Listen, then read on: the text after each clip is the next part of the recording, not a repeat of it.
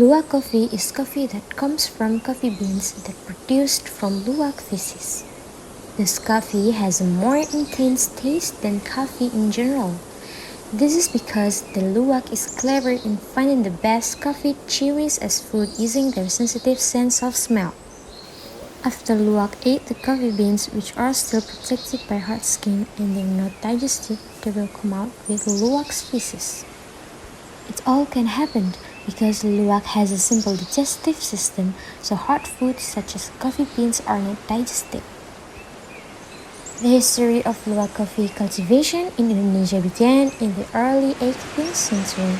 At the time, the Dutch opened plantations in Indonesia, especially on the island of Java and Sumatra. One of them is an Arabica coffee plantation with seeds which imported from Yemen. During the forced cultivation era, the Dutch prohibited the native plantation workers from picking coffee cherries for personal consumption, but local residents wanted to try the famous coffee.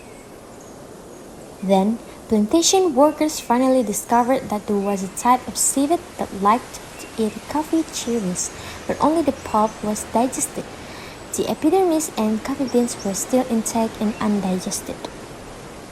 Then, they took the beans, washed, roasted, ground, then brewed with hot water, and it all began the famous luwak coffee.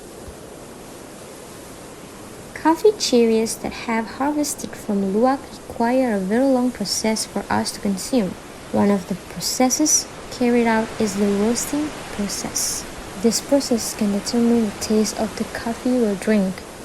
So, it can be said that this stage is a very crucial process because the taste of the coffee can be varied according to the taste, depending on how the roasting process is carried out.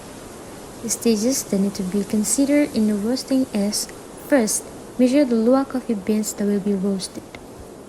After the coffee enters the roasting machine, usually in the first 5 minutes, there will be a yellowing phase in the coffee. The glucose in the coffee starts to burn and gives the coffee its fragrance. After the yellowing phase, it will be followed by the crack phase. This phase is a change in the shape of the coffee which begins to enlarge. After that, the coffee will enter the developing phase, which is the phase to determine the desired coffee roasting profile.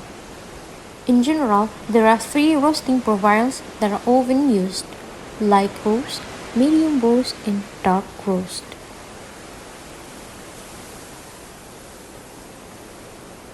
Next is the packaging of the luwak coffee.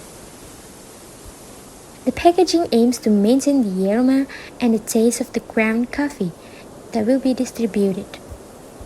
Several factors that can influence the durability of ground coffee during the packaging or storage conditions: roast level, water content of ground coffee, fineness of the powder, and oxygen content in the packaging.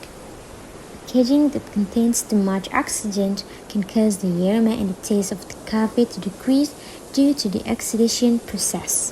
Meanwhile, too much water content in the packaging will hydrolyze the chemical compounds in the ground coffee and cause a musty smell. There is the process of making luwak coffee from harvesting, roasting, packaging until it becomes the cup of coffee.